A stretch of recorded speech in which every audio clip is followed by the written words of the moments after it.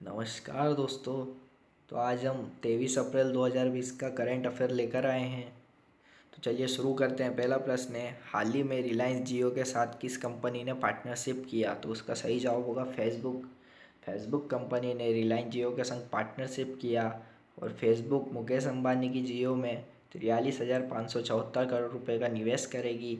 इस निवेश के बाद जियो में फेसबुक की हिस्सेदारी 9.99% हो जाएगी। और रिलायंस इंडस्ट्री की शुरुआत धीरूभाई अंबानी ने की थी और इसके सीईओ मुकेश अंबानी हैं। अगला प्रश्न देखते हैं। हरियाणा सरकार ने बड़ा फैसला लेते हुए किस देश से मंगवाई 1 lakh corona rapid test kit का ऑर्डर रद्द कर दिया? तो उन्होंने चाइना देश से मंगवाई गई रैपिड टेस्ट किट का ऑर्डर रद्द कर दिया। हरियाणा ने चाइना की 2 कंपनियों का ऑर्डर रद्द करके साउथ कोरिया की कंपनी को ऑर्डर दे दिया और साउथ कोरिया की कंपनी गुरुग्राम के मनेसर में इन किट का उत्पादन कर रही है। तो जो भी प्रश्न बन सकते थे वो सब पॉइंट हमने इसमें डिस्कस कर लिया है। अगले प्रश्न पर चलते हैं। राष्ट्रपति भवन में कोरोना संक्रमण का मामला सामने आया है। इसके बाद राष्ट्रपति भवन के परिसर में रहने वाले कितने लोगों को सेल्फ आइसोलेशन में भेज दिया गया है? तो उसका सही जवाब होगा 125 लोगों को सेल्फ आइसोलेशन में भेज दिया गया है। अगले प्रश्न पर चलते हैं। कोरोना वायरस से जंग के लिए किस शहर की नगर निगम ने चेन्नई की गरुड़ एरोस्पेस कंपनी को शहर में ड्रोन से सैनिटाइज के लिए बुलवाया है? तो वाराणसी शहर की नगर निगम ने चेन्नई की गरुड़ एरोस्पेस कंपनी को शहर में ड्रोन के माध्यम से सैनिटाइज करने के लिए बुलाया गया है। तो ये भी एक इम्पोर्टेंट प्रश्न है।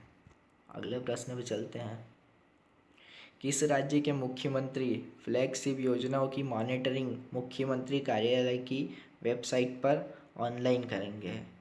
तो उसका जवाब है छत्तीसगढ़ राज्य के मुख्यमंत्री भूपेश बघेल, जो कि मुख्यमंत्री फ्लैगशिप योजनाओं की मॉनिटरिंग स्वयं करेंगे।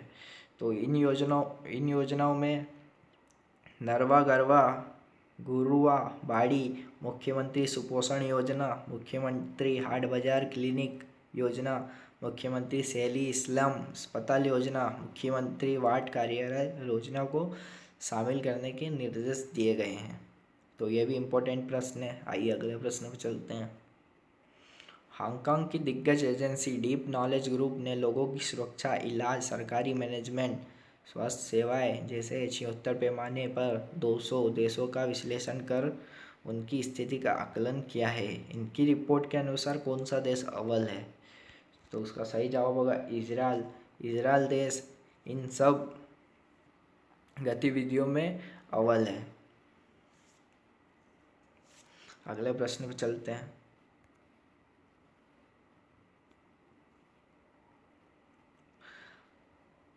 लंदन प्रिंस हैरी और उनकी पत्नी मेगन ने किन 4 बड़े अखबारों को ब्लैक लिस्ट कर दिया गया है?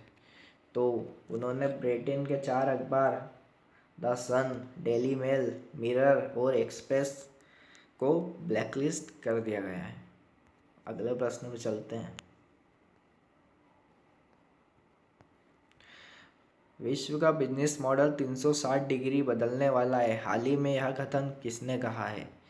तो यह कथन बायोकॉन कंपनी की एग्जीक्यूटिव चेयरपर्सन किरण मजूमदार शाह ने कहा है।